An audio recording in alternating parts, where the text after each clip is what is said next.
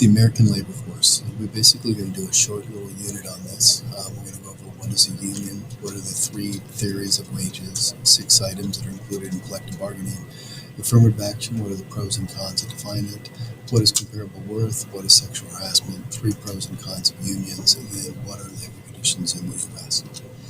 So the first one, unions, which are now about maybe 8% of the workforce is unionized. It used to be up to about 55%. Unions are created and operated by workers to negotiate contracts and work conditions for employees with different companies.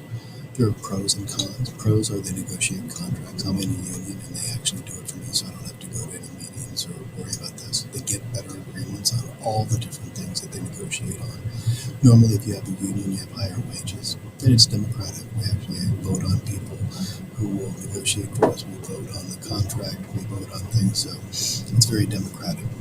The cons are it costs money out of your paycheck. I think for a year it cost me $450 for my union. It also contributed money to political parties. A lot of times they're Democrats, Democratic Party, and a lot of Republicans and conservatives don't want their money to go to the Democrats. In the past, there was corruption. I don't think there's very much corruption anymore, but in the past there was a lot of mob money and corruption and stealing. It can be inefficient. If you don't have a union worker that's close by, they don't get anything done. You have different union rules that can be basically inefficient. So those are the cons of unions. Collective bargaining, what unions basically negotiate on is hours, wages, working conditions, seniority, if there's any senior rules, any holidays, any benefits, whether it is your health insurance, dental, medical, retirement, sick days, any of those days off, workplace rules, if there are any rules about unions and non-unions and rules, and then also grievance procedures. If you have a problem with management or management is basically looking at you to fire you, you have somebody on your side for that. And the 3 theories of wages, this traditional theory of wages, which is basically supply and demand. The worker is the supplier, seller of the labor, and business is the consumer, they buy it. And this is with basically perfect competition where wages would be basically on supply and demand. Negotiated theory of wages are unions and businesses negotiate contracts together. And then back in Adam Smith's time, there was subsistence wages. Wages were the level where a worker can satisfy his own needs as well as the needs of his or her family. There are some other theories also, like residual claimant, productivity. There's more theories of wages. Not any one is perfect. They're all a little bit different. They all have their strengths and weaknesses.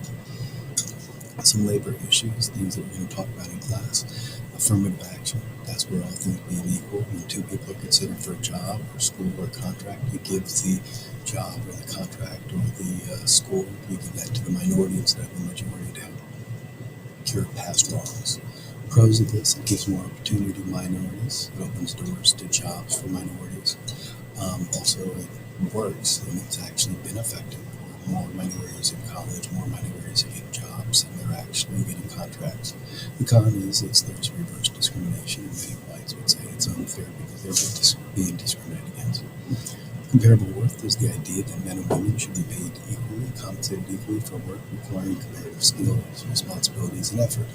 And this is not the same job. This is comparable jobs, like a nurse and a truck driver. Currently, right now, a UPS truck driver makes more than a nurse. So the nurse should be paid at least the same as a UPS truck driver because they have comparable skills, responsibilities, effort. Many people would say they have more than that. Sexual harassment. This is where it's unlawful to harass a person because of that person's sex. Harassment can include sexual harassment or unwanted sexual advances, requests for sexual favors, or other verbal or physical harassment of a sexual nature. It does not have to be sexual in nature, however, it can be offensive remarks about a person's sex. For example, it's illegal to harass a woman by making offensive comments about women in general. Both victim and harasser can be either a man or a woman, and victim and harasser can be the same sex. Although the law doesn't prohibit simple teasing, offhand comments, and isolated incidents that are not very serious, harassment is illegal when it's too frequent, so severe that it creates a hostile or offensive work environment and it results in an adverse employment decision. The harasser can be the victim's supervisor, can be a supervisor in another area, can be a co-worker, someone who's not an employee like a client or a consumer. So sexual harassment we'll talk about in class, same thing with comparable worth and affirmative action. We'll have discussions on these. Is the U.S. a good place to work? we're actually going to research this and have people Google this and go online and basically look at the hours worked per year. Because in the U.S., we basically work a couple hundred hours more than other countries. We have fewer holidays than other countries. Our working conditions, do we have sweatshops in the U.S.? Some people would say yes, some other thoughts we have. Do U.S. companies pay a good time? Do they steal wages? Do they follow the labor laws? We're going to look for that. Buildings, are there windows, ventilation, fire escapes, fire alarms? Do we still have poor working conditions or do we have good working conditions? Do companies pay good benefits? What are the costs of the benefits? What are the deductibles? And we're going to look at all these things, and students are basically going to look to see, is the U.S. a good place to work? So this is the American Labor Force. We're going to spend about a couple hours on this, and we're going to look at it and see what we come up with. So if you have any questions, feel free to post online, ask in class, and let us know. Thank you very much.